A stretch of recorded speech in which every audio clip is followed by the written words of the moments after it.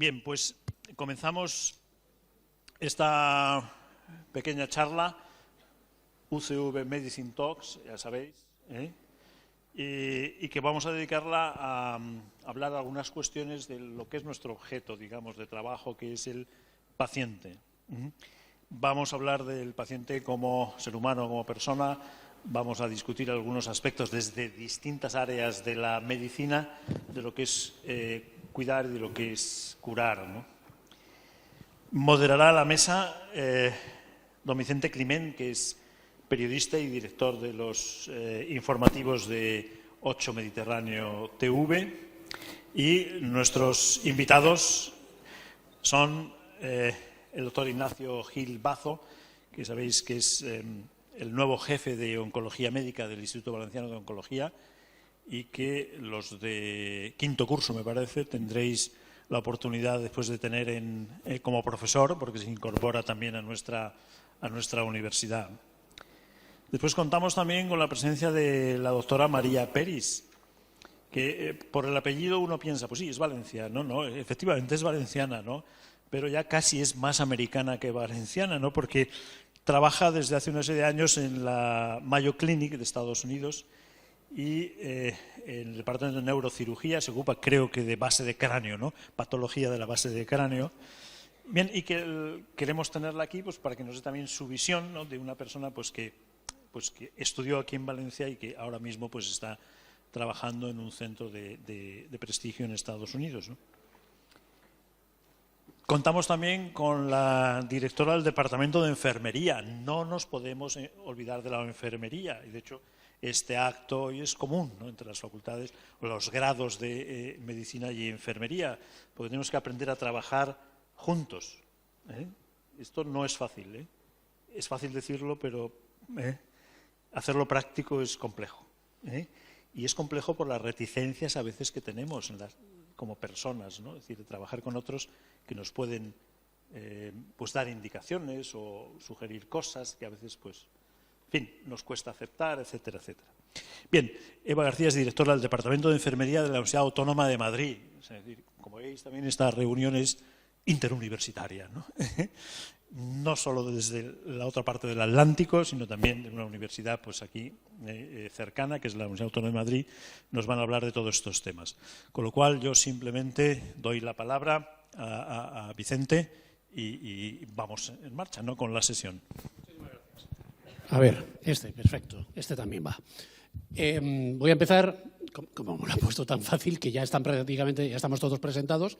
Yo solamente voy a decir un par de cositas para empezar. La primera es un tópico, pero creo que muy necesario, que es darles las gracias a todos ustedes.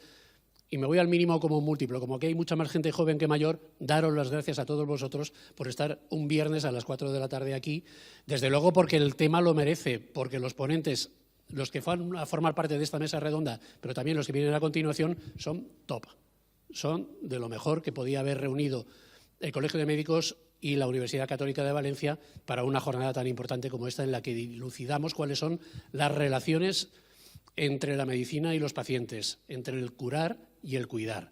Y en ese sentido yo quiero dar las gracias a los organizadores por haber contado conmigo, por haberme dejado participar, junto con otras prestigiosas figuras del mundo de la comunicación, y me refiero más concretamente a Vicente Vallés, director y presentador de Noticias en Antena 3, que me ha precedido en la moderación de mesas redondas esta mañana, y me preguntaba, ¿cómo es que vamos dos Vicentes? Es raro, ¿eh? Dos Vicentes a moderar dos mesas redondas. Claro, la Universidad Católica de Valencia, ¿cómo se llama? San Vicente Mártir.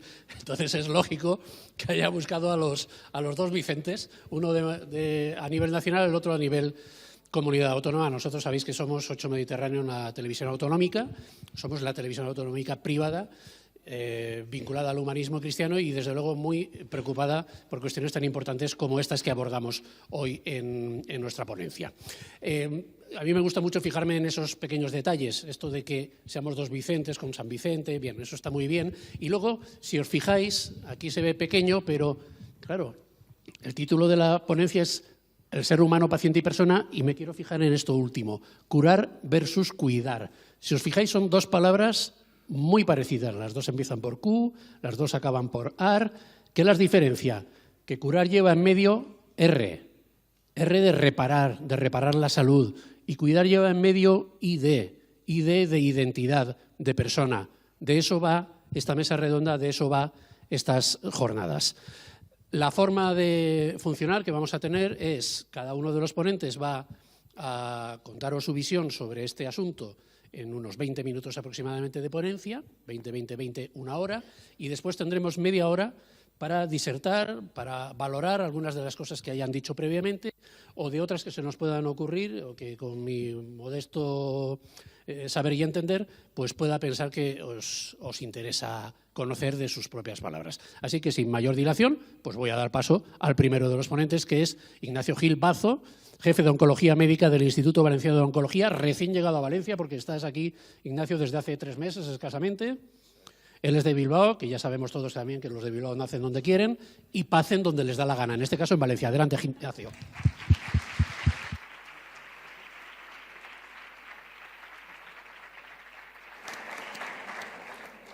Buenas tardes a todos. El problema es que no tienes visión. ¿O sí que lo tienes? ¿Lo tienes? A ver, hay un micrófono de diadema. Tú ve diciendo cosas, a ver. Si funciona. Pues mira, ¿quieres este? A ver, los de Bilbao tenemos voz potente, pero tampoco tanto. No conviene usar, que te vas a quedar en pocos minutos sin ella. Yo te presto este y luego me lo devuelves. Vale, perfecto. Bueno, buenas tardes a todos. Muchísimas gracias por vuestra asistencia. Yo soy muy consciente de que una charla a estas horas es una charla que en el dialecto médico es una charla postprandial, ¿de acuerdo? Y sabéis todos muy bien, dentro de vuestros estudios, sabéis que después de la comida toda la sangre se va al intestino, o sea que no la tenemos en el cerebro ahora mismo, ¿de acuerdo? Entonces yo parto de esa premisa para cómo he planteado la charla de esta tarde, ¿de acuerdo? Yo asumo que estamos en un momento difícil del día, pero voy a intentar convenceros de que cuidar y curar son 2 componentes complementarios de la asistencia médica, específicamente en el paciente con cáncer.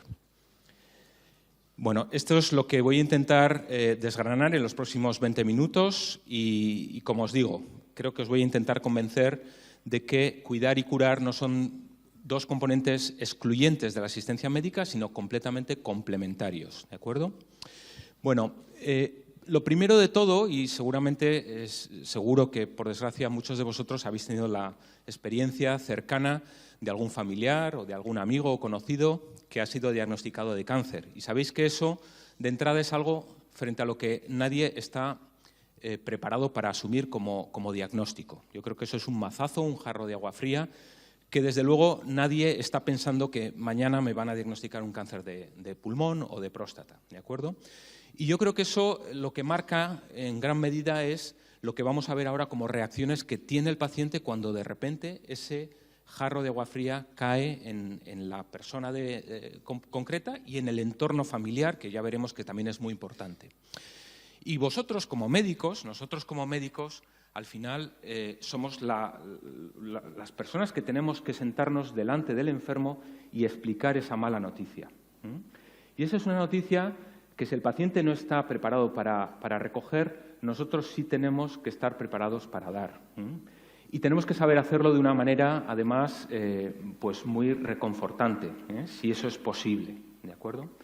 Y hace unos años se presentó, digamos, una propuesta de cómo hacerlo, ¿no? De una forma estructurada, con un ambiente y unas normas que permitan llegar al paciente, conectar y sacar lo mejor posible de esa conversación que de entrada va a ser muy dura y muy difícil para el paciente y también para el médico.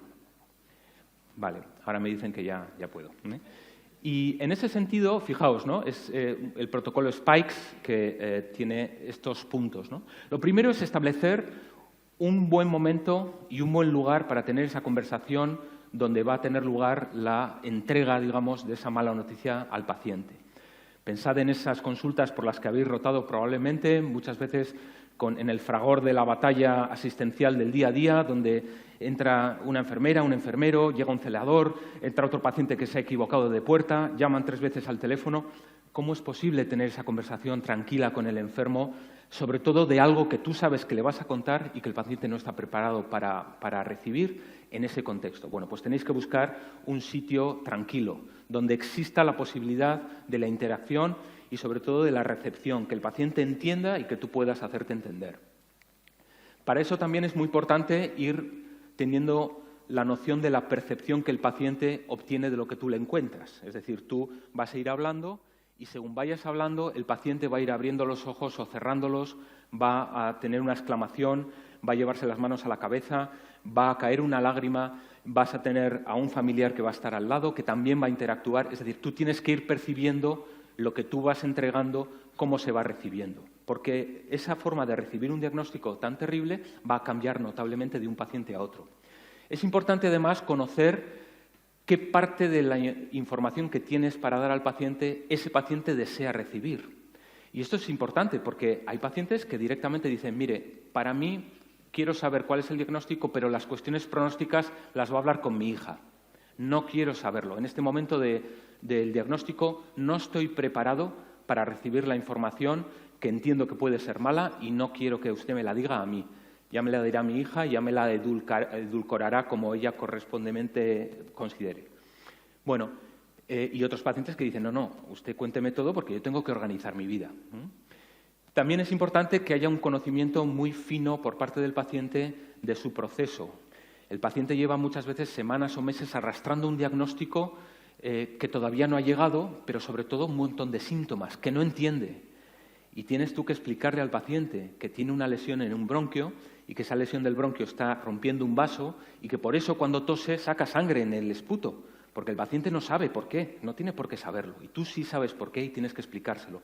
Y si le duele una costilla, tienes que decirle que efectivamente le duele porque hemos visto que hay una lesión que está rompiendo la cortical de la costilla y eso provoca el dolor. Y tú tienes que explicarlo todo muy bien, ¿de acuerdo? Sobre todo en la medida en que el paciente esté receptivo y quiera saber por qué pasan las cosas. Tenéis que calibrar las emociones. Como decíamos antes, tú vas a ir hablando, vas a ir dando una información no prevista para el enfermo y van a aflorar las emociones. Luego hablaremos un poquito más de esto. Y finalmente tienes que ser capaz de resumir todo lo que le has contado al paciente y sobre todo de ofrecer una estrategia. Le he contado que tiene un tumor de pulmón, que infiltra el bronquio, por eso sangra. Hemos hablado también de esa lesión que está en la costilla, por eso usted tiene ese dolor que le trae por el camino de la amargura y no duerme por la noche. Y tengo un plan terapéutico para abordar la enfermedad que usted tiene.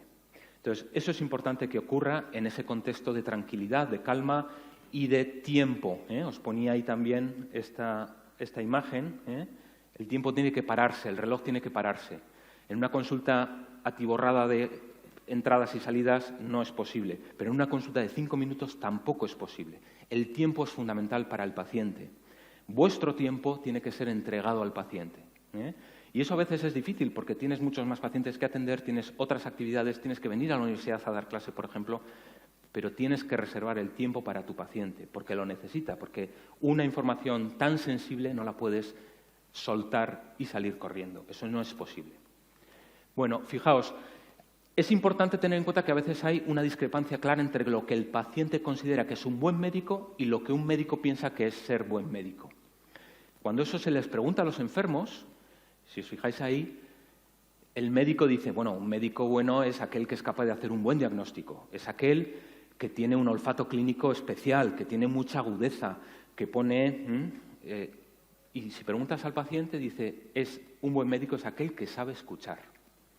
Ya estamos viendo una discrepancia importante y nos está mandando una señal y un mensaje muy claro. El paciente quiere que le cuentes, pero quiere que le dejes espacio para hablar, quiere contarte él también a ti, ¿de acuerdo? De nuevo, necesitamos tiempo y tranquilidad. Y una vez que ese diagnóstico ha sido entregado, efectivamente, decíamos, van a empezar a aflorar un montón de sentimientos, que han sido estudiados en varias fases, ¿no? Y si os fijáis, va a haber una primera fase donde en ese periodo inicial precoz de aturdimiento, el paciente, como primera reacción lógica, va a intentar rechazar el diagnóstico. No, es imposible que yo tenga un cáncer. ¿Cómo puede ser? Pero si en mi familia yo soy el que más deporte hace. Yo nunca he fumado, doctor. Si mis hermanos fuman como carreteros y yo soy el único que va a tener cáncer, no puede ser esto. Ahí es donde aparecen las segundas opiniones médicas. El paciente empieza a hacer, en el mundo anglosajón se habla de doctor shopping. El paciente va de un médico a otro intentando encontrar uno que le diga no, esté tranquilo, usted no tiene lo que le han dicho, usted está perfectamente. Pero, por desgracia, la realidad de las cosas supera a lo que uno en ese momento es capaz de asumir. Va a llegar luego una fase segunda, en donde el paciente ya tiene capacidad de empezar a recolocar las cosas. Sin embargo, esa fase, claro, está caracterizada por el distrés, por la ansiedad, por esa incapacidad inicial para asumir un diagnóstico tan malo. Y uno empieza a pensar en las consecuencias que tiene ese diagnóstico. ¿Qué va a pasar en mi vida? ¿Qué va a ser de mí? ¿Qué va a ser de mi familia? Lo vamos a ver más tarde. Y en ese sentido van a empezar a aparecer un montón de síntomas, la depresión, la ansiedad, el insomnio, muchos de los cuales van a hacer que el paciente, desde que tiene un primer diagnóstico hasta que empieza un tratamiento, acuda de forma continua a la urgencia del hospital. ¿Por qué? Porque no duerme, porque al día siguiente le duele otra cosa, porque al día siguiente... Por eso los tiempos son importantes. Desde que tienes un diagnóstico y tienes un plan terapéutico hasta que lo comiences, en oncología tiene que ser un tiempo corto. Y por último va a haber, si todo va bien, un periodo de adaptación, una fase en la que el paciente es capaz ya de afrontar y de utilizar los mecanismos psicológicos para afrontar ese diagnóstico y darle la vuelta y encararlo con optimismo y con energía. Por lo tanto, va a llegar ese diagnóstico que, en primer lugar, va a generar una sensación en el paciente de miedo. Miedo, en primer lugar, por lo que me va a pasar a mí. Uno piensa en uno mismo. Dolor, ¿me va a doler? ¿Voy a tener incapacidad para hacer mi vida normal? ¿Voy a poder seguir yendo a trabajar? ¿Qué va a pasar? ¿Voy a poder seguir siendo autónomo en mi vida? ¿Voy a necesitar ayuda? ¿Tendré que llamar a mi hija que vive en Cuenca para que venga a atenderme? ¿O a mi hijo que vive en donde sea? Es decir, el paciente empieza a pensar que quizás su vida va a cambiar de tantas maneras que va a necesitar ayuda, ¿no? Y no sabe calibrar todavía. Y finalmente va a haber miedo a la muerte, porque eso es algo que en nuestra cultura está todavía muy arraigado, ¿no? Luego veremos un poco más de esto. Pero aparte el paciente empieza a pensar no solo en uno mismo, sino en su entorno. Y dice, voy a ser una carga física para mi entorno, me van a tener que ayudar con las cosas, ese hijo mío tendrá que venir a ayudarme. Voy a ser una carga económica, imaginaos en un paciente o en una paciente joven, que es quien, desde el punto de vista económico, sostiene a la unidad familiar. Empieza a pensar, ¿qué voy a hacer yo con mi familia? ¿Cómo voy a seguir? Si voy a tener que dejar de trabajar, si no puedo, soy autónomo. Bueno, todo eso ocurre en nuestros enfermos. Va a haber también un miedo por el cese de la responsabilidad en el trabajo. Yo soy médico, ¿qué va a pasar con mis pacientes? Tengo una cirugía pasado mañana. ¿Cómo voy a atender a ese enfermo después si yo no voy a estar? ¿Quién se hará cargo de mi empresa o de ese negocio familiar o de esa pequeña negocio de autónomo? Si es que yo doy de comer a 4 personas que tienen sus familias, si yo ahora tengo que cerrar el negocio porque no puedo atenderlo, ¿qué va a pasar? Todos esos miedos vienen a la cabeza y al corazón del paciente. Y va a haber una necesidad intensa de información. El paciente quiere saber. La información, os voy a decir algo importante, que a mí me costó entender, pero que vi rápidamente. La información es terapéutica en el paciente, y en el paciente con cáncer más. En la medida en que tú informas, explicas al paciente por qué ocurren las cosas, el paciente empieza a mejorar de sus síntomas. Porque el miedo, la incertidumbre, la inseguridad, el no saber, es lo que aumenta y magnifica el miedo a lo que va a ocurrir. Si tú eres capaz de guiar a tu paciente, de navegar con el paciente a lo largo de los síntomas y darle ayuda y pautas, el paciente va a mejorar. Esa necesidad de información va a ser porque a mí, lo decíamos antes, ¿no? Porque si yo soy el sano de la familia, si yo nunca he tenido, no he ido nunca al médico. Tengo 70 años y nunca he pisado una consulta de un médico, lo dicen muchos pacientes, ¿no? ¿Qué opciones de curación tengo, doctor? ¿Me voy a curar o no? ¿Qué esperanza de vida si no me voy a curar? Usted me ha dicho que es poco probable que me pueda curar. ¿Cuánto me queda de vida? Tengo que organizarme. ¿Llegaré a Navidad? ¿Podré ver a mi hijo en su confirmación? ¿Llegaré a ver la boda de mi hija que me acaba de anunciar el fin de semana pasado con su prometido que se van a casar dentro de un año? Por fin han conseguido la Catedral de Valencia para casarse dentro de un año. Claro, dentro de un año me parece que puede ser un tiempo muy largo. ¿Deberían anticipar la boda? Es decir, todo eso son preguntas que os va a hacer vuestro paciente porque piensa en esos términos. Tú quizás no estás pensando en esos términos, pero tienes que ser capaz de ayudarle. ¿Qué efectos secundarios va a tener ese tratamiento que usted me ha dicho que necesito? ¿Se me va a caer el pelo? ¿Voy a poder seguir trabajando? ¿Voy a tener que estar ingresado? ¿Qué puedo hacer yo? Gran pregunta. Me han dicho que si dejo de comer azúcar, que si pierdo 20 kilos, que si hago la pirueta y el pino puente 3 veces al día, ¿me curo? El paciente necesita ser responsable de alguna manera de lo que a partir de entonces va a ocurrir. Y el paciente que está acostumbrado, como cualquier persona, a ser principal actor en su vida, de repente se da cuenta de que su vida está en tus manos. Y él ya no puede hacer nada. Tú le dices lo que hay que hacer. Y el paciente necesita poder hacer algo por sí mismo. ¿Qué está bajo mi tejado? ¿Qué es mi responsabilidad? Ayúdeme, doctor. ¿Y qué posible evolución puede tener esto? ¿Esto va a ir bien? ¿Va a ir mal? Va a necesitar mucho apoyo del equipo médico, pero también comprensión. Y, ojo, no condescendencia. A veces, mi padre ha fallecido este año de un linfoma. Y, perdóname, para mí ha sido difícil ser médico y ser hijo a la vez. Y no ser condescendiente y decirle, papá, te tienes que levantar por la mañana, es que tienes que ir a la consulta. Pero bueno, esto es duro, pero ocurre. Y necesita mucho acompañamiento, porque el enfermo necesita que tú le acompañes de la mano, como médico, pero también la familia tiene que acompañarle. A veces ese soporte no lo hay. También tiene que poder hacer su propio camino. Esto es importante. El paciente viene y te dice, es que Paco, el de la carnicería, me ha contado que él tuvo un cáncer que... Olvídate de Paco. Paco tuvo un tumor de próstata y tú tenías un tumor de mama. No se parecen en nada. Los síntomas que tuvo Paco no van a ser los tuyos. Haz tu propia experiencia de enfermedad. Tienes que ir actualizando esa información continuamente porque es dinámica. Las cosas van bien y de repente el paciente progresa y se lo tienes que decir. Y muchas veces el paciente va a buscar trascendencia. ¿Qué va a pasar de mí? ¿Soy cristiano o no soy cristiano? ¿Tengo creencias? ¿De qué tipo son? ¿En qué me ayudan en mi momento? Y te va a pedir ayuda también a ti. Y es importante que tú estés para él en eso. Bueno, os decía al principio, voy a intentar convenceros de que cuidar y curar son complementarios, no son excluyentes. Fijaos, para curar es necesario tratar. En otras enfermedades quizás no es necesario. Hay algunas enfermedades que son más o menos benignas y que el tiempo las cura.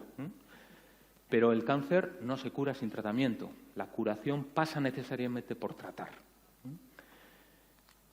¿Y qué pilares tenemos en el tratamiento? ¿Qué herramientas utilizamos en oncología? Pues fijaos, tenemos algunas que utilizamos desde hace siglos, como la cirugía, la radioterapia desde hace menos tiempo, pero desde hace ya mucho tiempo también.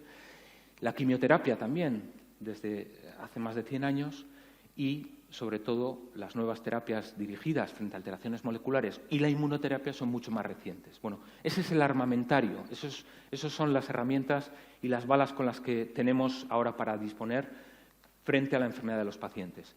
Hasta ahora, de forma tradicional, se solía concebir que un tumor era o curable o no curable.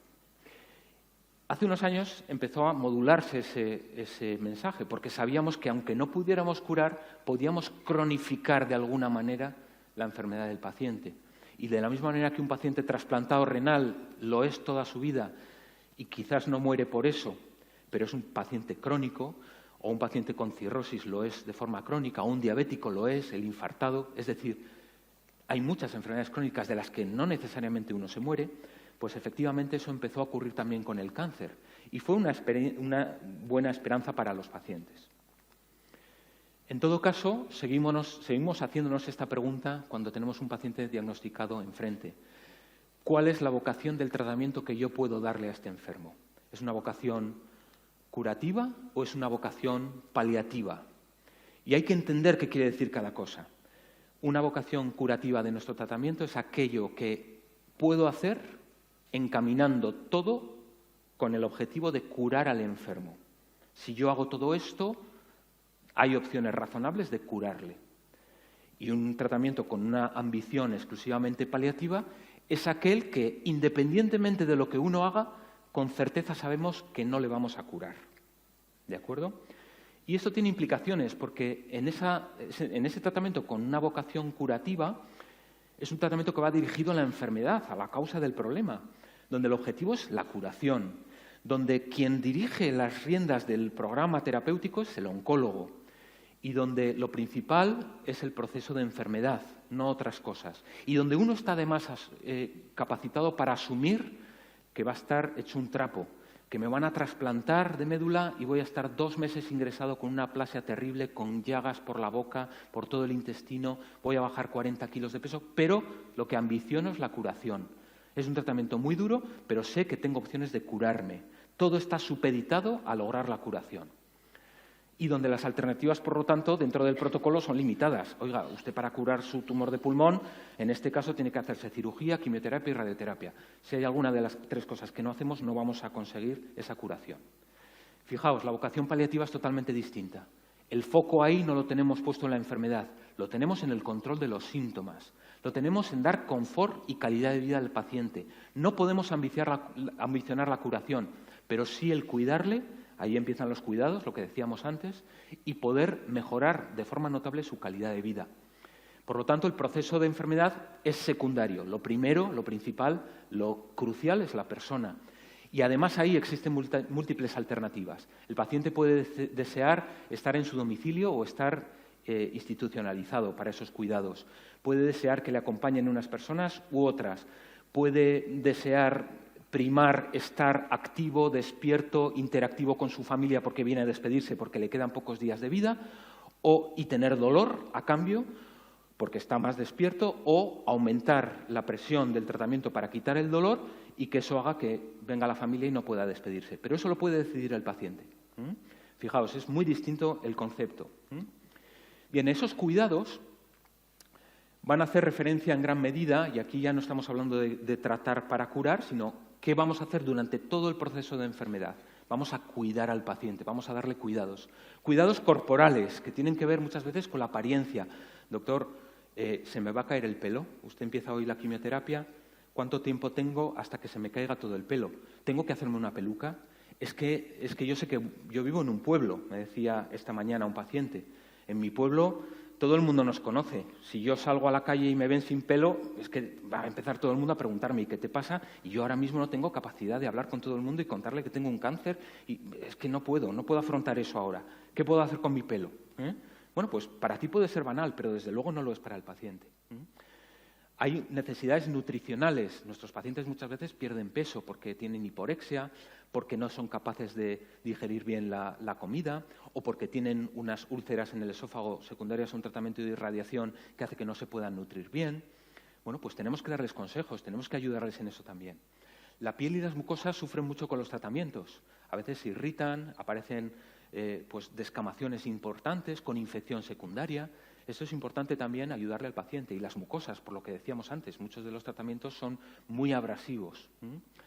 Pero también las venas. Las venas son la vía de acceso para el tratamiento sistémico cuando es en forma de quimioterapia o de inmunoterapia o cualquier otro fluido, transfusiones, etcétera. Hay que cuidar bien esas venas. Hay veces hay que poner un reservorio que nos permita tener un acceso venoso sin necesidad de canular una vena cada vez. Pero además necesitamos esa salud bucodental. Nuestros pacientes a veces vienen con unas bocas catastróficas ya de antes y los tratamientos no hacen más que empeorar. Y de repente aparece un flemón y tienes que decir, bueno, pues este ciclo de quimioterapia no te lo puedo poner porque tienes una infección. Primero vete al dentista, te tiene que poner antibiótico, hacer la extracción de esa muela y luego ya veremos si podemos continuar. Esto es importante también. Hay que ayudar al paciente a que tenga una vida activa, que tenga cierto ejercicio físico y actividad física. Por supuesto, dentro de lo que el paciente puede tolerar. Un paciente que está muy limitado no va a poder hacer grandes cosas, pero le va a dar mucho beneficio clínico también. Tenemos que cuidar los estomas, los traqueostomas, las colostomías, las urostomías. Son pacientes que a veces tienen problemas importantes o que se infectan o que se obstruyen. Tenemos que ayudarles. Y hay que tener especial cuidado con el patrón intestinal y miccional, que también suele dar problemas en nuestros pacientes, por los tratamientos o por la propia enfermedad. Está el ámbito psicológico, ansiedad, depresión, lo decíamos antes, ¿no? Ese patrón de sueño con insomnio que no concilian o que concilian en el sueño pero se despiertan pronto. Es muy importante el soporte familiar y de amigos, ya lo hemos dicho antes, y es importante acomodar las expectativas del tratamiento a lo que el tratamiento verdaderamente nos puede dar. Un paciente que tiene expectativas de este tipo, a esta altura del tratamiento, y el tratamiento le puede ofrecer esto, eso va a generar mucha frustración. Va a ser difícil para el paciente entender por qué las cosas no van como él pensaba. Y hay que intentar derribar las barreras de comunicación, muchas veces entre el médico y el paciente, pero sobre todo entre el paciente y su familia. para intentar protegerse mutuamente, intentan no hablar de la enfermedad, pero el paciente necesita hablar de la enfermedad y lo que va a ocurrir y de los síntomas que tiene, y la familia necesita poder hablar con el paciente y preguntarle en qué te puedo ayudar. Fijaos, también hay una necesidad espiritual de trascendencia, lo decíamos antes, ¿no? El paciente se hace muchas preguntas, necesita saber qué expectativas tiene su vida de cara al futuro. Tiene miedo a la muerte y no sabe cómo encararla, necesita el apoyo de la familia y de los amigos y del equipo médico. Tiene que tener una información muy precisa porque a veces necesita arreglar papeles. Yo he vivenciado en 22 años de carrera profesional en oncología varias bodas en la cama del paciente, en el hospital, en los últimos días de vida del paciente. Bodas que no habían tenido lugar antes, en parejas que llevaban muchos años conviviendo, pero que nunca habían formalizado su relación y de repente, por cuestiones de herencias, tienen que formalizarlo. Bueno, pues esas cosas es necesario que el paciente las pueda organizar. El paciente necesita irse en paz con los demás. ¿Cuántos pacientes nos dicen, pues mire, vengo hoy muy contento, pero, ¿tiene mejor el dolor? No es por el dolor está igual de mal. Vengo muy contento porque me he reconciliado con mi hermano. No hablaba con él desde un problema de una herencia que tuvimos de cuando murió mi padre y necesitaba quedarme tranquilo con él y me puedo ir en paz. Y desde luego, aquellos pacientes que tienen esa otra vertiente, ¿no?, de que son creyentes, pues necesitan también irse en paz con Dios, sabiendo que han hecho todo lo que tenían que hacer. Fijaos, por tanto, estamos hablando de cuidar y de curar. Para curar hay que tratar y el tratamiento va a tener una longitud. El tratamiento activo no puede ser hasta el día de la muerte del paciente. Va a tener una duración y una vigencia, que es cuando le podemos ayudar y cuando verdaderamente ese tratamiento puede beneficiar al enfermo. Llegará un momento en el que eso va a dejar de ocurrir y tenemos que recurrir a otros mecanismos para ayudarle. Fijaos, ¿no? La curación estaría ahí. Ahí estamos todavía en ese ámbito de máxima potencia del tratamiento. Caiga quien caiga, a pesar de los efectos secundarios, si el paciente lo desea, con esa ambición de curar. Pero a veces lo que podemos ofrecer solo es prolongar la vida y, sobre todo, mejorar la calidad de vida. Y va a llegar un momento en el que el tratamiento se suspende, porque ya no aporta el tratamiento activo un beneficio al enfermo. Y ahí, y fijaos, lo que sí acompaña todo el proceso desde el diagnóstico hasta el fallecimiento son los cuidados. Luego, respondiendo a la pregunta del principio, curar o cuidar. Cuidar siempre, curar cuando se puede. Aquí tenemos, de otra manera, visto lo mismo. Hay una serie de cosas que tienen vigencia en un momento determinado del proceso de enfermedad, en el diagnóstico, en el tratamiento activo, etc. Y hay otros, la comunicación efectiva, un buen planteamiento terapéutico y de cuidados, unos cuidados paliativos de los que ahora hablaremos, un soporte psicosocial, un soporte familiar, que tienen que acompañar durante toda la longitud del proceso al paciente. Hasta hace no mucho tiempo se consideraba que los cuidados paliativos debían ofrecerse a los pacientes en situación ya de muerte cercana o de muerte inminente. Y hasta ese momento se prolongaba el tratamiento con intención activa y en un momento determinado se suspendía y el paciente empezaba un manejo de cuidados paliativos. Fijaos, esto ha cambiado completamente. Ahora sabemos, y además está demostrado con publicaciones en New England, o sea, no que lo diga yo, sino que está refutado, que los cuidados paliativos desde el principio del diagnóstico de la enfermedad oncológica mejoran la calidad de vida e incluso aumentan la supervivencia.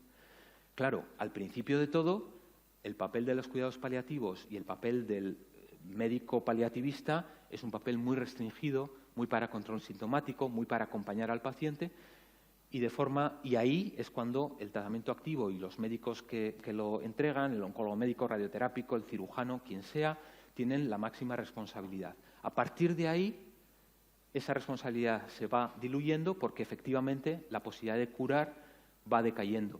Y en ese momento es donde los cuidados paliativos tienen más relevancia en el enfermo.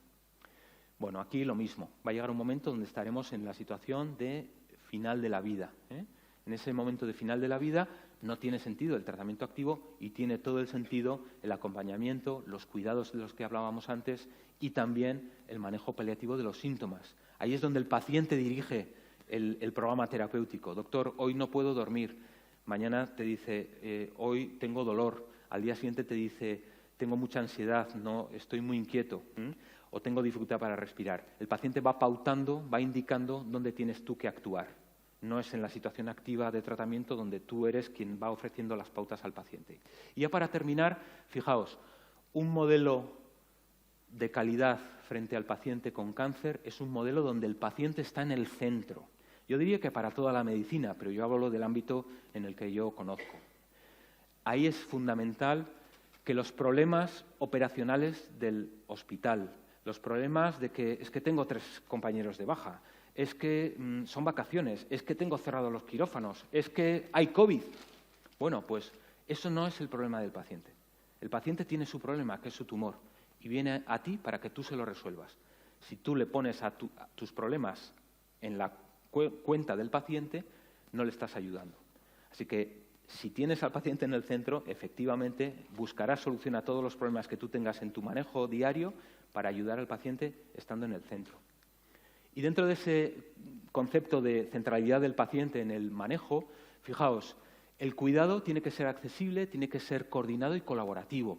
Ahí entran en juego muchos profesionales que van a ayudar desde su distinto prisma a las necesidades del enfermo. Es muy importante, por lo tanto, ya lo hemos dicho, que la información se vaya administrando con transparencia y con claridad, que el paciente la entienda, que la familia asuma también y entienda la información. Es muy importante que la familia, si el paciente lo desea, que es quien tiene que autorizarlo o no, forme parte del acompañamiento del paciente en las consultas y también de la toma de decisiones junto con el paciente. Es importante que el paciente sea un paciente activo, que tome parte en las decisiones sobre su vida.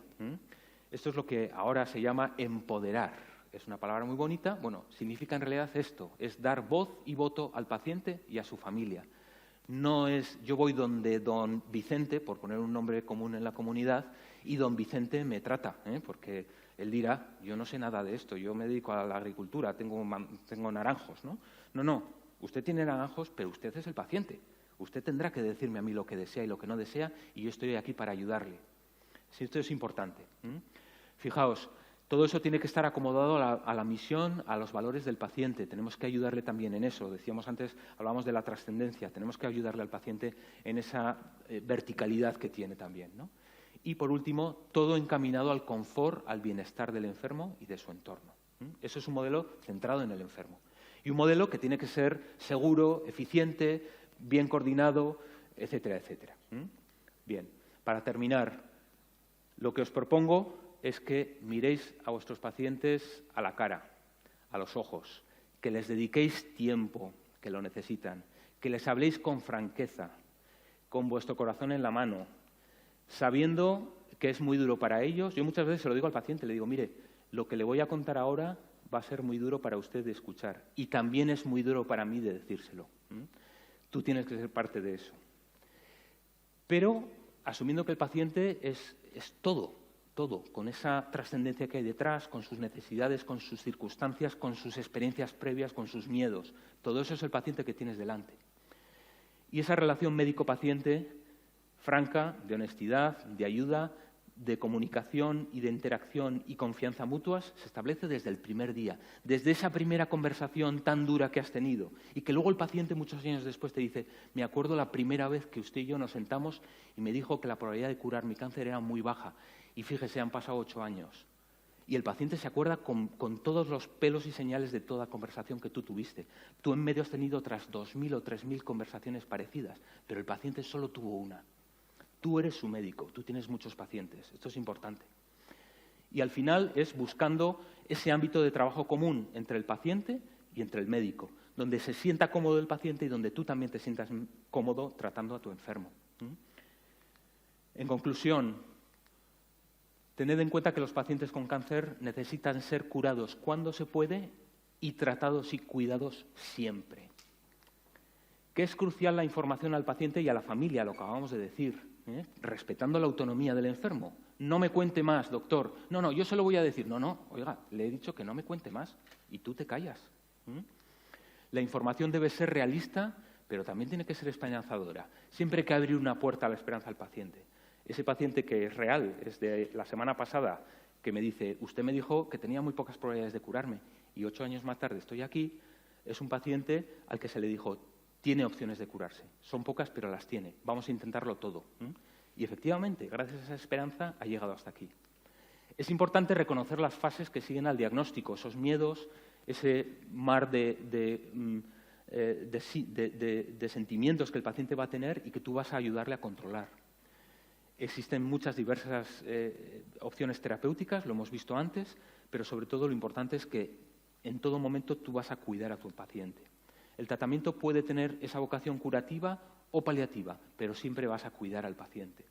Y resulta necesario ese continuo en los cuidados, es decir, no, yo ya no le voy a ver más, porque ahora, a partir de ahora, es el tratamiento paliativo, es fulanita quien le va a ver, yo ya, no, tú acompañas a tu paciente, porque le has estado acompañando desde el principio. Y te va a pedir consejo para cosas que tienen que ver con su vida, ya no con su enfermedad. Y te va a preguntar, me han ofrecido un nuevo trabajo, ¿tengo que cogerlo? Mi mujer se acaba de quedar embarazada, ¿qué va a pasar conmigo? ¿Voy a llegar a ver a mi hijo nacer? Esas cosas te las va a preguntar el paciente y tú tienes que estar acompañándole en eso. Los cuidados paliativos pueden y deben incorporarse desde el principio, mejorando la calidad y la percepción de enfermedad en todo momento. Y como hemos dicho, un buen modelo de asistencia es aquella en la que el paciente está en el centro, su familia le acompaña y tú estás para ayudarle en todo lo que pueda necesitar. Muchísimas gracias. Gracias, Ignacio. El doctor Gil nos ha abierto el abanico por completo, nos ha presentado una panoplia de situaciones con las que nos podemos encontrar con nuestros pacientes y nos ha recetado tiempo. Nos ha recetado tiempo, que es justamente de lo que vamos peor sobrados en este momento. Así que voy a darle paso ya a la siguiente ponente. Que me ponga las gafas. María Peris, que es oncóloga neuroquirúrgica en la Clínica Mayo, número 1 del mundo, como saben ustedes. Ella fue número 3 en el MIR, ¿no? Fuiste 3 en el MIR, no es poca cosa tampoco, y es valenciana. María, adelante, cuando quieras. Muchísimas gracias.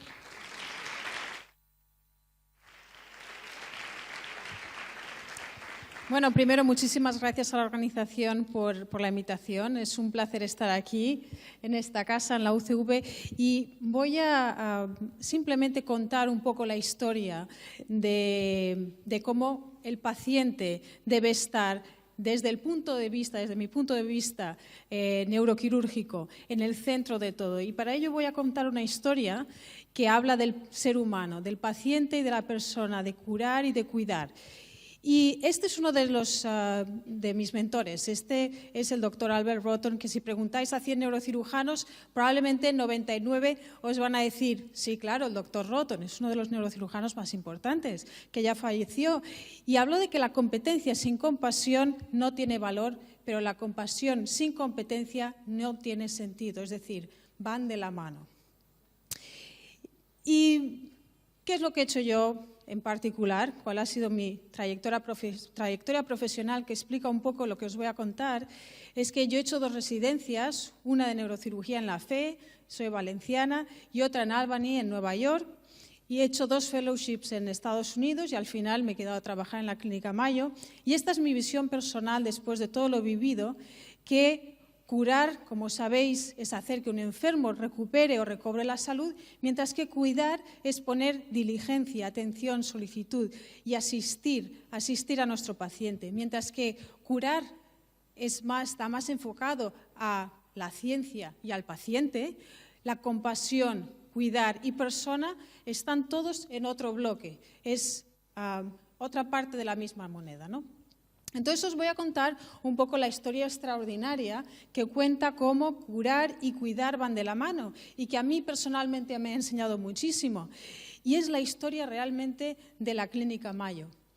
Y os la voy a contar y primero tengo que contaros una cosa, que es que todos los trabajadores de la Clínica Mayo tienen un salario fijo y eso os puede parecer, pues como todos, no.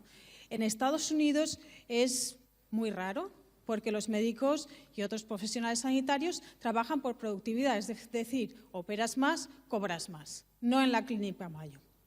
Entonces, la Clínica Mayo está considerado como el mejor hospital de Estados Unidos ahora mismo. ¿Y por qué? Porque empezó por el doctor William Worrell Mayo, que fue a Rochester, y Rochester, si lo miráis en el mapa, es una ciudad pequeña que está en el medio oeste de Estados Unidos, perdida en el centro de Estados Unidos, prácticamente bastante pequeña, y entonces él llegó allí con su mujer para cuidar a los soldados del ejército y tenía tanto interés en centrar y dedicar la vida a los pacientes que incluso hipotecaron su casa para poder comprar un microscopio para ver las muestras de los pacientes y poder cuidarlos. Tuvo 2 hijos, el doctor Charles y William Mayo, y se unieron a él en la práctica de la medicina cuando acabaron sus estudios, pero después, en 1883, hubo un tornado que completamente arrasó Rochester. Había muchísimos heridos y llamaron a las hermanas del convento de San Francisco, que está allí en Rochester, les dijeron, bueno, necesitamos que nos echéis una mano y demás. Y entonces, esta hermana, la hermana Alfred, del convento de las franciscanas de allí de Rochester, le propuso al doctor Mayo padre, bueno, ¿por qué no construimos un hospital, una clínica? Nosotras cuidamos a los pacientes y vosotros, el doctor Mayo y sus 2 hijos, Will y Charles, trabajan ofreciendo la curación, sanación, la ciencia en concreto, ¿no? Y entonces, al principio el doctor Mayo no sabía si aquello iba a ir por buen camino o no, pero bueno, aceptó, se estrecharon las manos, que es algo que luego os contaré una anécdota, y a partir de ahí formaron el hospital con 27 camas al principio. Se corrió la voz de que los hermanos Mayo realmente proveían una asistencia maravillosa a los pacientes junto con las hermanas, y de ahí empezó la Escuela de Medicina para cuidar y ayudar a los enfermos. La innovación fue lo que, y viendo las charlas de esta mañana, la innovación es esencial para la práctica médica, y esto es lo que hicieron los hermanos Mayo, que dijeron, bueno, nosotros no somos especialistas en todo, necesitamos a buenos profesionales que se unan con nosotros para dar la mejor asistencia a los enfermos, siempre con el enfermo, el paciente, en el centro de la atención. Primero fue con Louis Wilson y tuvieron la idea de tener un patólogo fuera del quirófano, en el que ellos, que eran cirujanos, básicamente operaban los pacientes y tenían el diagnóstico preliminar de anatomía patológica, y entonces podían decidir el tratamiento. Después también empezaron con la idea de una historia clínica integrada, que en ese momento los pacientes iban a diversos médicos y las historias estaban en la consulta de unos u otros y no se comunicaban. Y entonces, inicialmente se consideró que básicamente hacían una medicina muy extraña, eso que tenían un grupo de profesionales que se dedicaban al mismo paciente, que no era lo que ocurría entonces, ¿no? Y entonces empezó la Clínica Mayo como tal en el 1914 y después pasaron varios años. Uno de los hitos que se descubrió en la Mayo fue la cortisona, por ejemplo, premio Nobel. Después, por ejemplo, el primer TAC en Norteamérica, también después en el 72, hasta llegar a ser uno de los hospitales, pues bueno, con referencia mundial y desde luego referencia en Estados Unidos, en el que todo lo que se gana, todos los beneficios de la Clínica Mayo, y esto es un factor muy importante, se reinvierten en la Clínica Mayo, en educación, en investigación, en mejoras para el paciente, en tecnología. Entonces, lo que fundaron los hermanos Mayo con las hermanas fue realmente una simbiosis perfecta, ¿no? Porque ellos tenían en el centro al paciente, en el centro de todo, como veis aquí, pero nunca, como decía la hermana Mary Bright, siempre ver al paciente no como un caso interesante o no interesante, sino como una persona humana. Porque curar y cuidar van de la mano, pero no solo a nivel de cada profesional sanitario, sino por parte del equipo. Y aquí viene lo de saber escuchar, porque en este artículo, si lo leéis, vemos que el médico interrumpe de media al paciente en la consulta tras 11 segundos. O sea, dejamos hablar a nuestros pacientes 11 segundos de media antes de interrumpirlos. Eso es para reflexionar, ¿eh?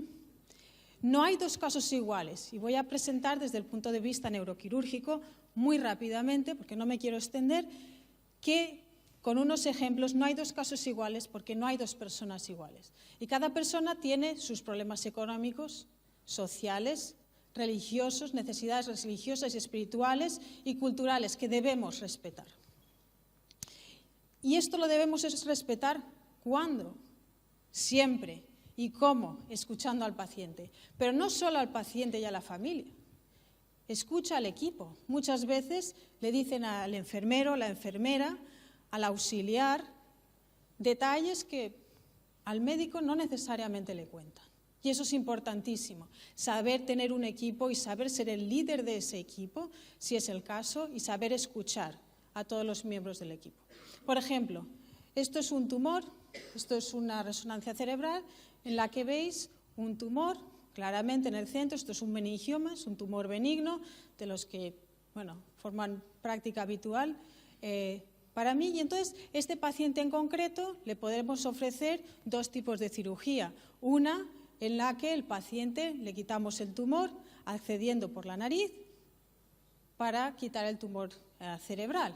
Entonces, eso es una técnica relativamente nueva, es una técnica mínimamente invasiva en la que veréis, es bastante gráfico el hecho de que una vez quitamos el tumor, esto es simplemente para ilustrar un poco de la técnica quirúrgica, una cirugía mínimamente invasiva, poco como la que controla el doctor González, pero aplicada a neurocirugía, a cirugía cerebral. Entonces, muchos pacientes dirían, bueno, pues perfecto, ahí veis el cerebro después de quitar el tumor y después se reconstruye con parte de la mucosa nasal. Eso es una técnica invasiva, el paciente, por supuesto, quería la técnica mínimamente invasiva y en ese caso, perfecto, el paciente fue muy bien. Pero luego tenemos otro paciente, y os prometo que no es la misma resonancia, esta es otra paciente que operé hace poco, un tumor prácticamente igual. Una paciente de unos 60 años a la que le ofrecí este tumor, podemos quitarlo vía endoscópica endonasal o con una craneotomía clásica, ¿no? Después de discutir pros y contras, la paciente dice, no, yo cirugía por la nariz, no quiero de ninguna de las maneras porque luego tengo que hacer irrigaciones nasales, tengo que ir al otorrino, hacer desbridamientos, que no quería de ninguna de las maneras. Bueno, pues para esta paciente en concreto, la craneotomía era un tratamiento, una alternativa mucho mejor que el tratamiento, como se dice, mínimamente invasivo. Por ejemplo, otro caso, veis una resonancia cerebral con un tumor. ¿Lo veis aquí? También en la misma localización. En este caso es un paciente al que no se le puede ofrecer cirugía mínimamente invasiva por el tamaño del tumor. Se había que ofrecer una craneotomía. Este paciente tiene una discapacidad y está institucionalizado. Es decir, que el tratamiento postoperatorio sabes que no va a cumplir necesariamente con las restricciones posoperatorias. Entonces, hay un tratamiento, una cirugía que va a través del seno frontal con la craneotomía y otra lateral. Entonces, hay unas complicaciones que pueden aparecer y que requieren un cuidado posoperatorio para que no aparezcan, en el caso de la craneotomía frontal. Entonces, en este paciente, la mejor opción es aquella en la que se evita complicaciones porque el paciente no es capaz. Sabemos que no es capaz de cumplir esos cuidados posoperatorios. Y, por ejemplo, esta paciente, otro tumor bastante parecido, ¿no? Esta paciente estaba perdiendo visión durante muchísimos años hasta que se le diagnosticó este tumor. Y bueno, hablando de cirugía y demás con la paciente, de repente dice, no, es que yo soy cirugía, no sé, porque yo soy testigo de Jehová. Yo no voy a querer una paciente con muchísimas comorbilidades, que yo no acepto de ningún modo la transfusión de productos sanguíneos y demás. Entonces, en este caso, esta paciente fue referida para radioterapia fraccionada. ¿Por qué? Porque esta paciente, este tumor en concreto, engloba prácticamente todas las arterias del polígono Lewy-Willis y es un riesgo tremendo, no poder hacer o proveer de esa posibilidad de transfusión. Es decir, una misma imagen diferentes pacientes, diferentes tratamientos que yo creo que debemos individualizar. Por tanto, y para concluir, es nuestra responsabilidad esforzarnos por comunicar, por escuchar, por entender al paciente y, en resumen, curar cuidando. Muchísimas gracias. Gracias, María. No es mala síntesis para el debate entre curar y cuidar. Curar cuidando. No está mal, ¿no? A ver, vamos a escuchar a Eva García, que es la directora del Departamento de Enfermería de la Universidad Autónoma de Madrid. Tú corres maratones, ¿verdad? Me han dicho, ¿llevas micro de diadema? Perfecto, pues te escuchamos. Sí. Un aplauso para entrar en calor.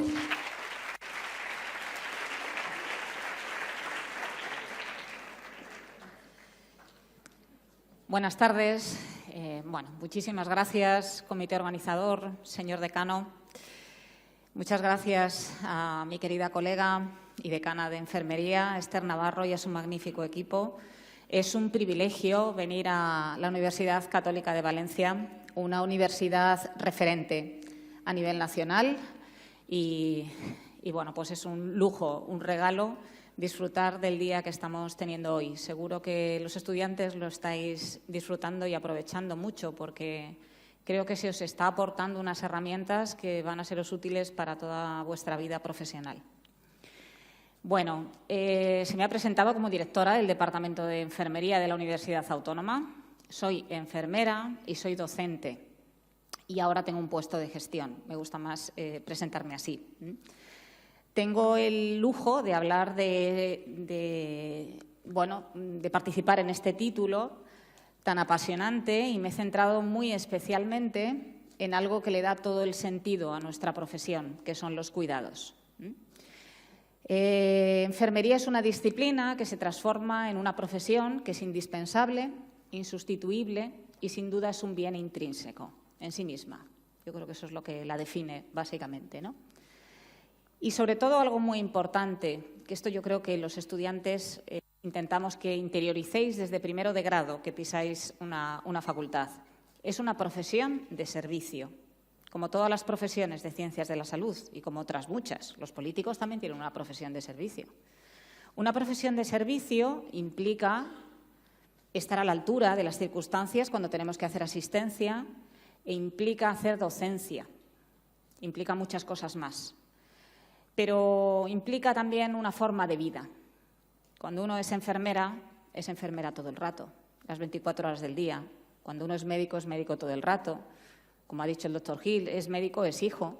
Somos hijos, somos tíos, somos padres, madres, ¿no? Además de sanitarios todo el rato. En los estudios de enfermería prestamos especial importancia al área de los cuidados. Los cuidados los consideramos esenciales, tanto cubrir las necesidades básicas como los cuidados más complejos que necesitan los pacientes. La realidad es que cada vez tenemos pacientes más complejos, pacientes con enfermedades crónicas, con diferentes patologías y el mundo de los cuidados ha avanzado mucho.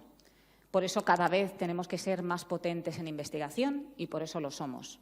Algo que parece que es desconocido y que nos ha costado mucho llegar a reconocer, pero es así, ¿no? Nos tenemos que formar, hacemos másteres, hacemos doctorados, con el único fin de servir mejor, ¿no?, a nuestra sociedad.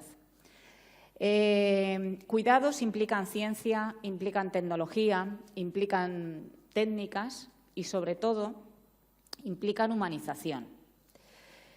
¿Qué es lo que ocurre con los cuidados? Bueno, tradicionalmente los cuidados han estado infravalorados, invisibilizados y muy ligados incluso a la caridad, ¿no? Os recomiendo a los estudiantes y a los egresados, si no habéis tenido oportunidad, de leer este libro de la doctora Ángeles Durán. Es una obra estupenda, La riqueza invisible del cuidado, que cuenta tradicionalmente lo que ha sido el cuidado. El cuidado ha recaído tradicionalmente en las mujeres, en las niñas, en muchas sociedades. Lo que pasa es que luego el modelo familiar ha ido cambiando, se ha ido transformando y han tenido que aparecer personas que se dediquen a cuidar. De ahí ha surgido el nombre también de cuidador informal. No es por nada, pero no me gusta nada en absoluto, porque no hay nada más formal que cuidar. Yo no sé quién inventó el nombre de cuidador informal, pero bueno, eso existe. Y el cuidador informal es una figura que da soporte al cuidador, que da soporte a las familias, porque ya veremos y hablaremos de que cuidar implica un desgaste muy importante. Para nosotros en nuestro trabajo, pero para los familiares de nuestros pacientes, una enorme responsabilidad y desgaste. La verdad es que esta charla, quien espere que vaya a hablar de la historia de los cuidados de enfermería, de nuestras históricas, de Nightingale, de Henderson, de Benner, de Mellais, pues son nuestras clásicas maravillosas y aquí tendría que estar una profesora de historias, que las hay estupendas para darlo, ¿no? Pero he querido personalizarla un poquito más, llevarla a la actualidad y bueno, veréis que es una charla muy personal, muy hecha con el corazón, como ahora iréis viendo. Bien. Los cuidados son indispensables, esto nadie lo pone en duda, ¿no? No lo pone en duda nadie ni lo pone en duda la OMS, ¿no? De hecho, los objetivos de desarrollo sostenibles, este plan global, ¿no?, para conseguir un futuro sostenible que establece 17 objetivos, dedica un objetivo específico, el tercero, para hablar de salud y de bienestar, considerando la salud como un bien absolutamente esencial para el desarrollo humano. De verdad que ojalá sirva de algo. Ojalá sirva de algo. Estos objetivos se retroalimentan uno de otro, tienen una importancia y una consistencia increíble y espero que no solo se quede en un pin, que es muy bonito, que llevamos en la solapa, ¿no?, y que nos regalan y que la verdad es que está muy bien. Espero que no solo se quede en esto, porque son objetivos trascendentales para la humanidad y ojalá se vayan consiguiendo diferentes aspectos, ¿no? ¿Y por qué son tan indispensables los cuidados? Mirar, ocurre algo, es verdad que se ha aumentado la expectativa de vida. Si hacemos, bueno, pues una retrospectiva de, bueno, pues hace 50 años, pues lógicamente vivimos más tiempo, ¿no? Hemos aumentado la esperanza de vida, pero lo que realmente hemos prolongado es la vejez. Eso es así.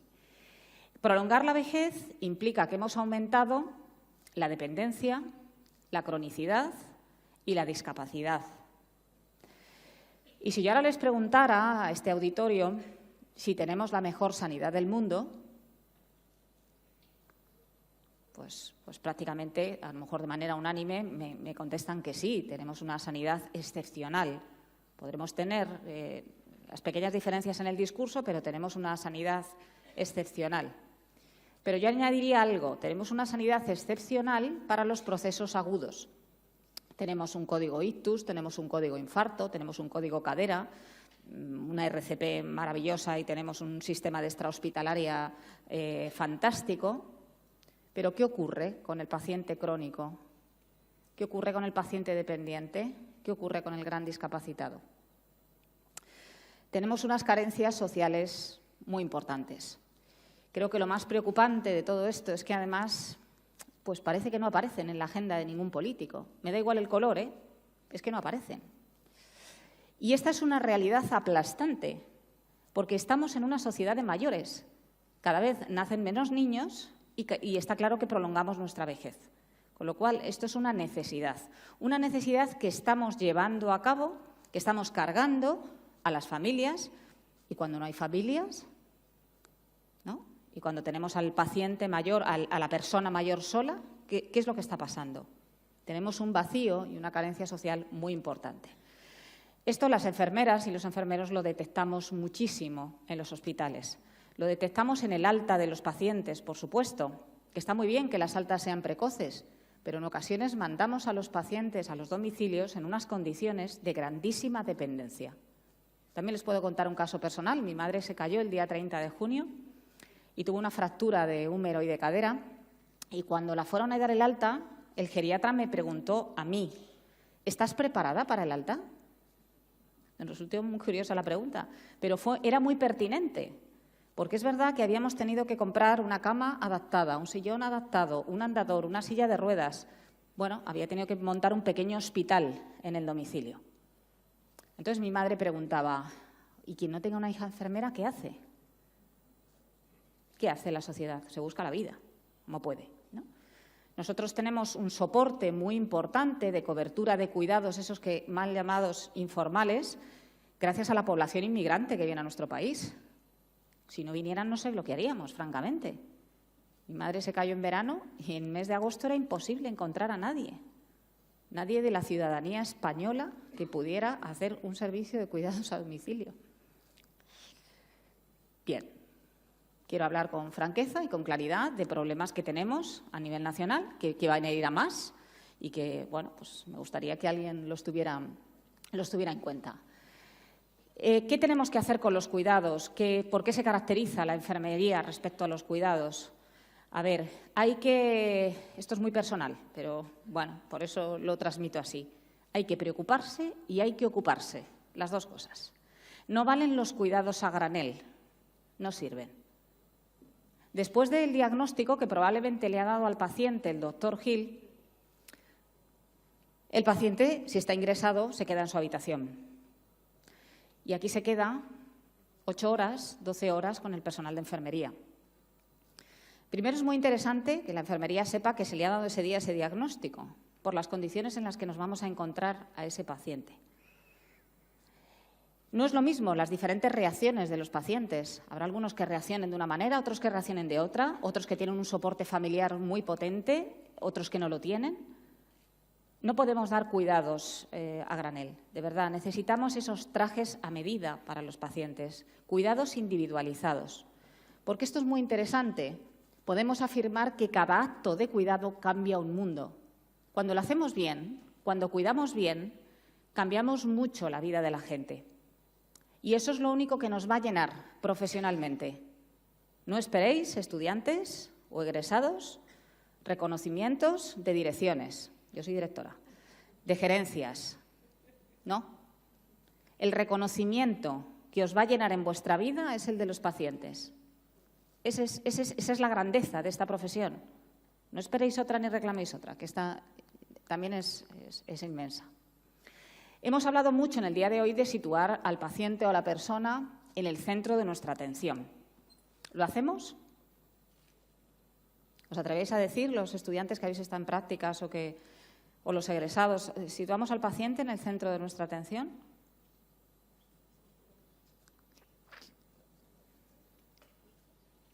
Yo creo que no, pero bueno. No, y es un error. Hay que ponerlo en el centro. Todos hemos insistido mucho en el día de hoy en eso. Todos tenemos que poner, y es así, al paciente en el centro de nuestra atención. Leí una vez, y me parece una frase extraordinaria, que al paciente, y sobre todo me refiero al paciente crónico, hay que otorgarle la autoridad de la experiencia. Miren, ahora cada vez más, cuando tenemos un paciente delante que tiene una enfermedad o un proceso crónico, se lo sabe todo. Todo. Y los pacientes nos van a dar auténticas lecciones magistrales. Vamos a escucharles. Igualmente a sus familias. Cuando hablamos de un paciente pediátrico, les puedo asegurar que su padre, su madre, sus familiares se han estudiado todo, se lo saben todo respecto a lo que le pasa a su hijo o a su hija. Hagámosles de verdad partícipes, ¿no?, de los cuidados de su paciente, de su bebé, de su niño, hagámosles partícipe. Cuando hablamos de poner en el centro al paciente, no nos olvidemos de la familia. Cuando un paciente ingresa en un hospital, ingresa paciente y familia. ¿Qué tenemos en la actualidad? Pues pacientes cada vez más complejos. Eso es una realidad. Esto implica cuidados más complejos, más tecnificados, más avanzados. Nos tenemos que formar más. Los estudiantes ni mucho menos termináis cuando termináis el grado de enfermería en 4 años. Hay que seguirse formando, especialidades, etcétera, para estar a la altura de lo que la sociedad demanda. Pero no nos podemos olvidar que necesitamos esto, necesitamos cuidados humanizados. ¿Cómo cuidamos bien? Está claro que podemos cuidar de muchas maneras, pero solos no vamos a ningún sitio. El trabajo en equipo es imprescindible, imprescindible. Lo ha dicho la doctora Peris hace un rato.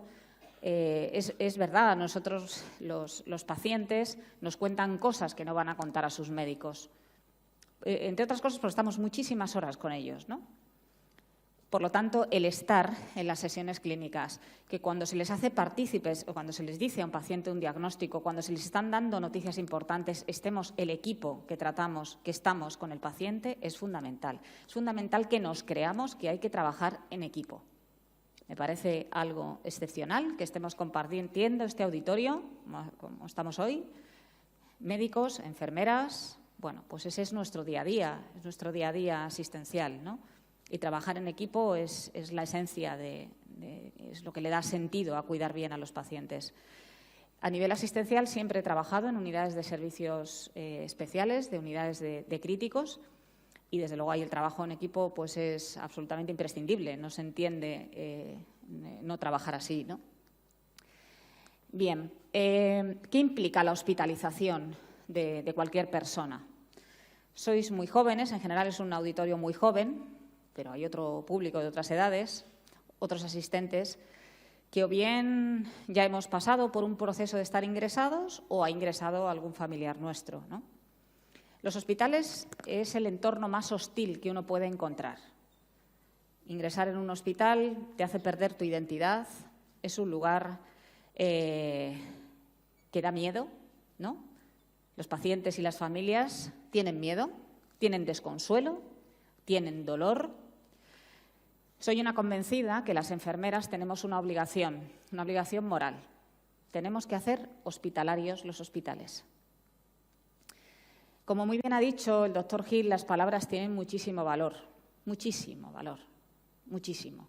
Las palabras tanto curan como destruyen. El hecho de decir las cosas con consideración y, por supuesto, con respeto es absolutamente esencial. Y como muy bien han dicho, de eso es de lo que se va a acordar el paciente toda su vida y la familia. Incluso os pasa a los estudiantes.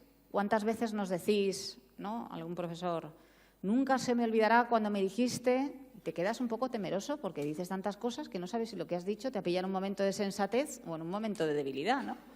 Bueno, pues tiene muchísimo peso, ¿no?, lo que decimos, con también nuestro no verbal. En esto me meto mucho con los estudiantes, incluso con el gesto. Es que no nos lo podemos permitir. No podemos permitirnos tener ni mal gesto, ni mala cara. Lo siento mucho, pero es así.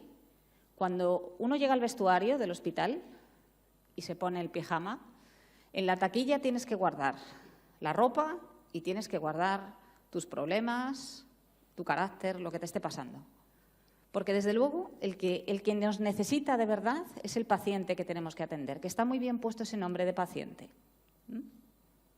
Entonces, bueno, ese no verbal también lo tenemos que trabajar. ¿Cómo se enseña esto? Cuesta trabajo. Es más fácil explicar las técnicas, es más fácil explicar las patologías, pero llegar a explicar la esencia y la importancia que tienen los cuidados, bueno, pues para eso tenéis 4 años, ¿no?, de titulación, más los diferentes posgrados para enseñaros a cuidar de la mejor manera posible. Hemos vivido recientemente una pandemia a la que no puedo obviar y lo que ha supuesto, ¿no?, lo que ha supuesto la docencia durante la pandemia. Desde luego a las universidades nos ha supuesto un esfuerzo ímprobo tener que reinventarnos, tener que de repente titulaciones presenciales de peso, nos hemos tenido que reinventar y dar una docencia online. De la noche a la mañana tener que manejar estas herramientas como el Teams, como el Zoom y ver o no ver a nuestros estudiantes. Prácticamente hay una especie de año entero, de promoción entera a la que nos hemos visto la cara. Tengo un amigo, un poeta, Fernando Beltrán, un hombre extraordinario, que habla de los ojos subrayados. Pues eso hemos estado viendo los docentes en el mejor de los casos. Que yo daba docencia a las 8 de la mañana y el que por consideración encendía la cámara era un detalle. Pero si no, te ves hablando a un monitor de algo que a ti te parece muy trascendental, cuando sabes que a lo mejor es el ruido de fondo y que estáis debajo de un edredón, ¿no? Porque a esas horas, a las 8 de la mañana, ¿quién se traga un rollo de cuidados complejos o críticos? Lo entiendo perfectamente. Ha sido complicado y esto se está notando mucho también en vosotros, en el esfuerzo que también habéis tenido que hacer después, en la incorporación en vuestras prácticas y bueno, pues lo que ha supuesto esta metodología. Por supuesto, también es una metodología muy interesante que ha venido para quedarse y la tenemos que aprovechar. Nos permite tener conferencias, pues ojalá la pudiéramos tener y dar una clase magistral con la doctora Peris en la Clínica Mayo, ¿no? Y conectarnos por Teams y, bueno, pues formidable. Nos ha aportado ventajas, pero lo hemos padecido muchísimo, ¿no? Hemos visto estos escenarios cuando ya os ibais incorporando al aula. Esta especie de semipresencialidad, este híbrido, que unos estaban en casa, que otros estabais aquí, que otros sí, que otros no. Para los docentes ha sido una verdadera locura, para vosotros también. Con lo cual, estas promociones, los estudiantes que estáis ahora mismo en aula, habéis vivido una situación muy, muy especial. Ojalá que no se vuelva a repetir, pero es verdad que habéis tenido que pasar por unas circunstancias muy particulares. Cuando hablo de enseñar a cuidar, pues todo el mundo conoce la típica docencia de clases magistrales. Hemos ido cambiando muchos modelos, hay docencias de aula invertida, hay diferentes modelos. Hemos avanzado muchísimo en simulación, algo que os ha venido muy bien, en simulación y en escenarios prácticos. Bueno, este es un escenario de simulación de un quirófano, aquí tenemos un muñeco, aquí tenemos un animal, este es un cerdito. En este caso, esta es una foto de un máster que tengo la suerte de dirigir, de circulación extracorpórea y perfusión. Aquí se está perfundiendo a un animalito y están los estudiantes haciéndolo. También se hace un debriefing donde pues se ve lo que uno ha hecho durante sus prácticas. Todo esto está muy bien. Está muy bien para aprender, ¿no? Todo lo que hablamos de esas técnicas de ciencia, de tecnología, para investigar, está muy bien. Pero, ¿qué hacemos con este tema de la humanidad? ¿Esto cómo se trabaja? Pues mirar, la amabilidad se entrena. Y la amabilidad y la cordialidad hay que estudiarla y entrenarla tanto como las técnicas. No nos podemos permitir no aplicar la amabilidad a nuestros pacientes y a nuestras familias. Forma parte de nuestras obligaciones, ¿no? La felicidad se entrena y recomiendo que lo hagáis. Está claro que cuanto mejor estemos, cuanto más felices seamos, eso se transmite, eso se contagia. Pues eso hay que entrenarlo, hay que trabajarlo. Hay algo que los estudiantes nos decís a los docentes en muchas ocasiones, ¿no? Sobre todo en servicios como el que dirige el doctor Gil, cuando a veces decís, es que no sé qué decirle a los pacientes, ¿no? Un paciente que cuando pasáis por una unidad de cuidados paliativos, cuando pasáis por un paciente que se encuentra muy mal, que ha recibido un diagnóstico muy complicado, nos lo decís. Incluso a veces nos decís, es que no nos enseñáis suficiente en la universidad a manejar estas situaciones. Bueno, es que no habría años suficientes para enseñaros a ver cómo manejar estas situaciones. Los profesionales que llevamos muchos años aprendemos cada día también. Lo que hay algo que está claro es que cuando no hay respuestas hay que dar presencia, porque cuidar significa estar. Y eso es así, eso no va a fallar. Aunque no tengamos palabras, estar. También se ha comentado aquí, mirar al paciente, estar con el paciente, que se sienta acompañado y que se sienta que estemos, ¿no?, con él.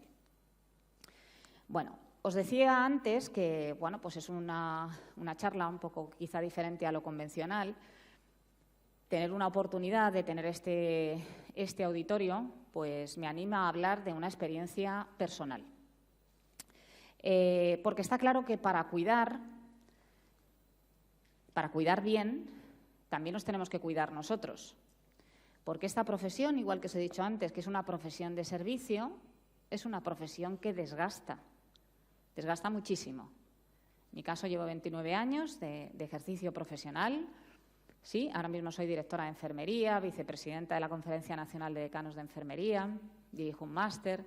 Bueno, parece así carga mucho el currículum, pero es que los cargos son cargas y hay que saberlos gestionar.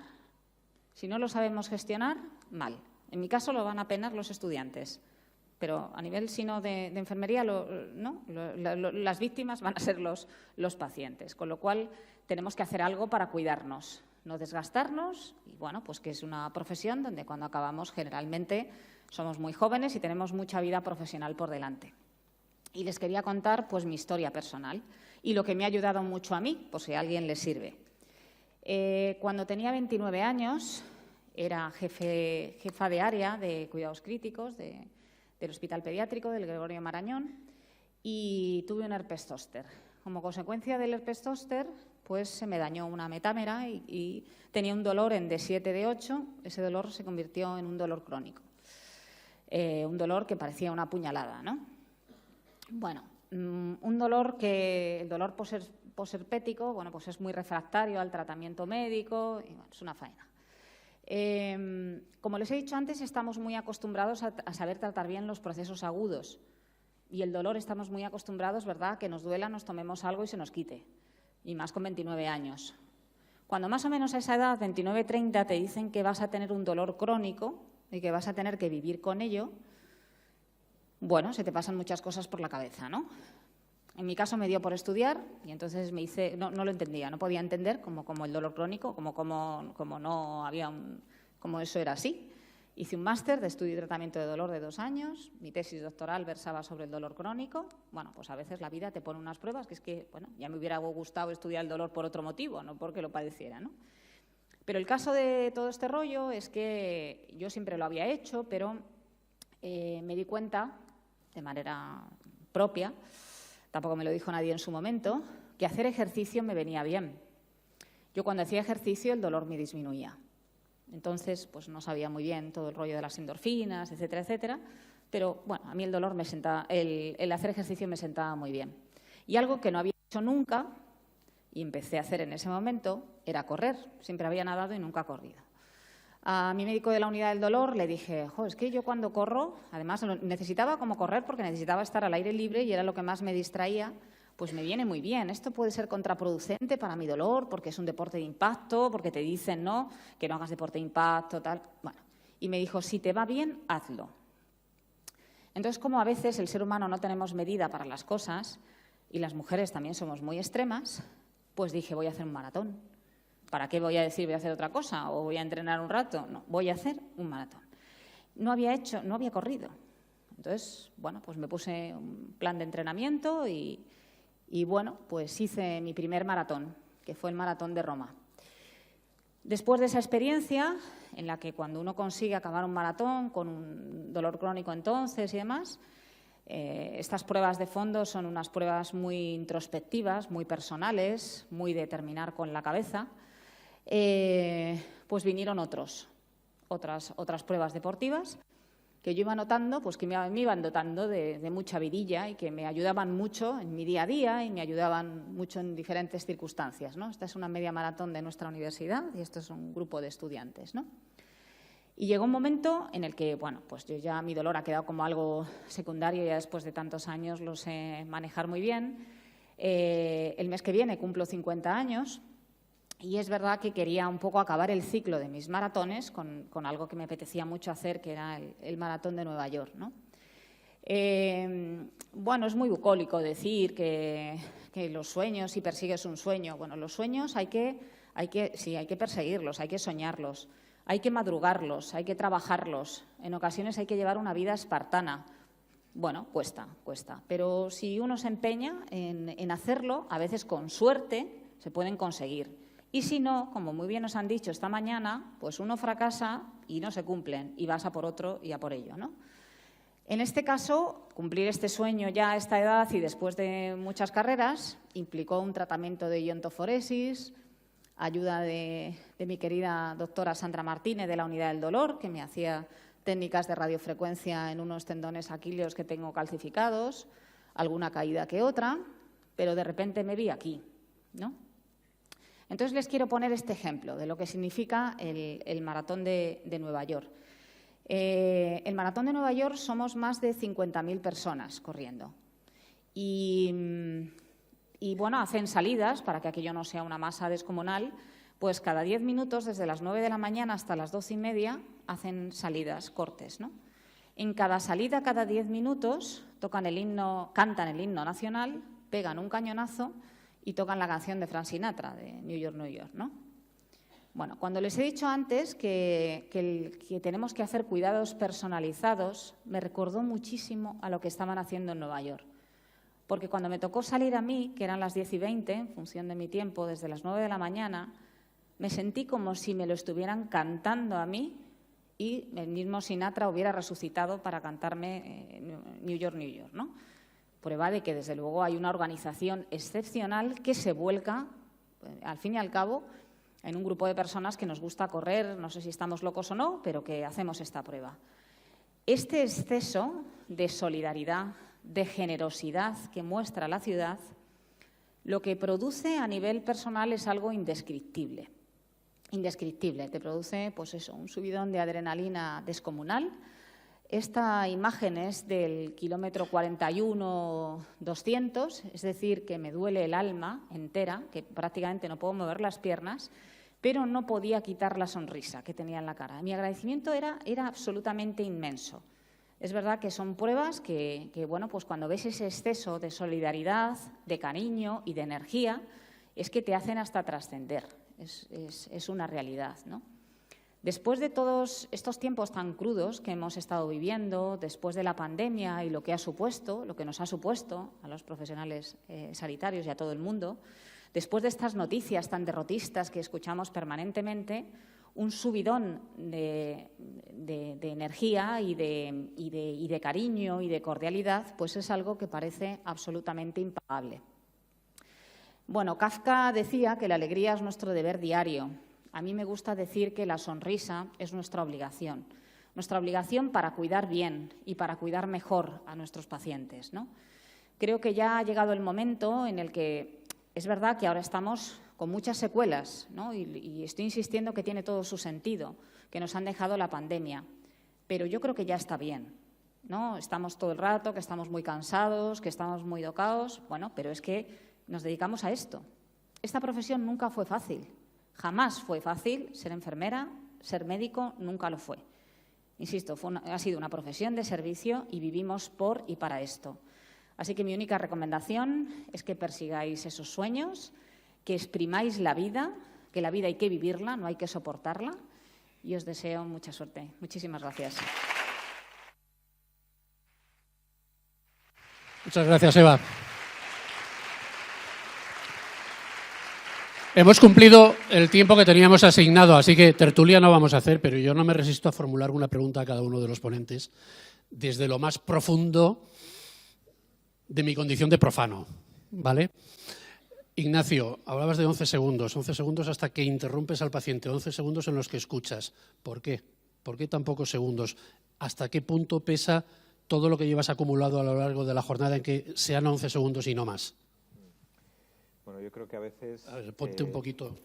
Yo creo que a veces la anamnesis dirigida, que sabéis todos muy bien, pues nos genera una necesidad urgente de parar al paciente para preguntarle, ¿pero el dolor era por la mañana o era por la tarde? Me ha hablado usted de dolor, pero ¿era por la mañana o era por la tarde? ¿Y se le quitaba con paracetamol o no ha tomado nada, ¿no? Entonces, en vez de esperar e ir anotando todo, te sientes en la obligación y en la necesidad de preguntar, ¿no? Pero efectivamente, desde luego tenemos que dar, porque muchas veces dice el paciente, si es que se lo iba a decir ahora, si es que no me ha dejado que le diga. Está claro. María, hemos roto definitivamente, hablábamos de curar y cuidar, la separación de funciones, es decir, los médicos curan, las enfermeras cuidan. ¿Eso se ha roto, esa división clásica de funciones? Yo espero que sí, ¿no? Yo espero que cada vez todo debe estar integrado, y sí que es verdad que tenemos funciones diferentes, pero importantes, ambas, y complementarias y necesarias, imprescindibles. Y yo creo que curar y cuidar tienen que ir siempre de la mano. Gracias. Y Eva, dos cosas. Una, hemos conseguido prestigiar a quienes cuidan. Y dos, lo has dejado el balón botando, ahora que está el doctor Corbalán por ahí, pues lo has dejado botando en la cancha. ¿Quién cuida a los que cuidan? Bueno, yo creo que el prestigio lo hemos tenido y lo tenemos siempre. Otra cosa es los que no lo quieran ver. Yo creo que eso es algo que ya... O me pilla en un momento en el que ya prefiero tener paz a tener razón, ¿no? O sea, es verdad que las enfermeras hemos luchado tanto porque nos reconozcan, pero ¿luchar qué? Si esto es evidente. Somos indispensables para el sistema, prescribimos cuidados. Las enfermeras españolas, concretamente, son las más demandadas del mundo. Nuestros estudiantes son los más demandados del mundo, de enfermería, de medicina. Pues lo hacemos bien de sobra. Ya no hay que estar demostrando nada a nadie. Ya tenemos todo demostrado, ¿no? Quien no quiera verlo ya, que no lo vea, ¿no? ¿Quiénes cuidan a los que cuidan? Pues yo creo que actualmente nadie. Hay un enorme vacío. Por eso me refería a que o invertimos, como hacen otros países invierten, sus impuestos invierten en el factor social absolutamente necesario de los cuidados, en los pacientes dependientes, en los pacientes discapacitados. Un paciente discapacitado también se ha aumentado mucho su esperanza de vida y todos vemos a discapacitados con sus padres y sus madres de 80 y de 90 años. ¿Qué pasa con esta sociedad que tenemos en la actualidad? ¿Quién se preocupa de ellas? Es que de verdad no lo veo en la agenda de los políticos y siempre que tengo oportunidad y tengo un micro, pues me veo en la obligación de reclamarlo. Sigue haciéndolo, que ahora en mayo hay elecciones. Ignacio, María, Eva, muchísimas gracias. Gracias a todos.